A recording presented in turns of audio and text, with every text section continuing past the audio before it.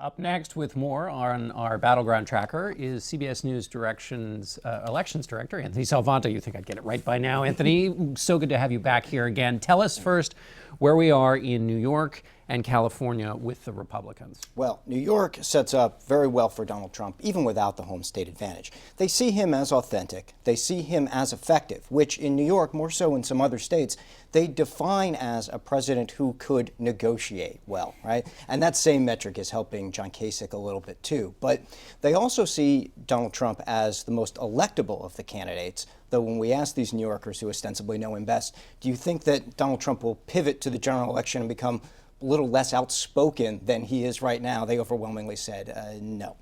So they're okay with him being outspoken because they're New Yorkers. Because they're New Yorkers. Now in California, we see a lot of very conservative Republicans, and we don't often pay attention to California as we get to this part of the primary process, but they will have, if you will, their moment in the sun, or at least the political sun, as they will probably be the decisive primary when it all comes down to it, whether or not Donald Trump goes over the top. There, the immigration question helps him a lot. That's keeping him on top. There's a lot of opposition to illegal immigration there, and also fears of terrorism. All of those things are propelling him. We will see a dynamic out there in California that makes for kind of a fitting finale to all this, because the electorate there looks very much like the kinds of conservatives who've been participating in these primaries all the way up to now.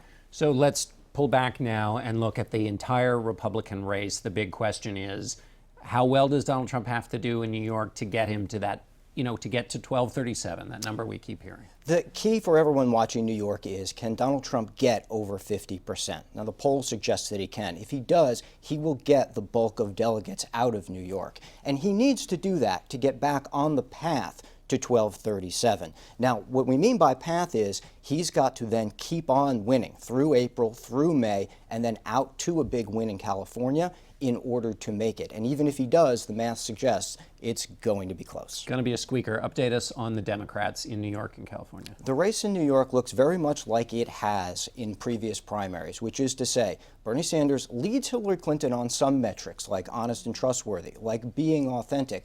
But Clinton is up on him big on, is she specific about policies? She's got a wide lead there, and that's been a criticism of Bernie Sanders in New York, of course. And so she's got the demographics on her side there as well. All of that adds up to her lead.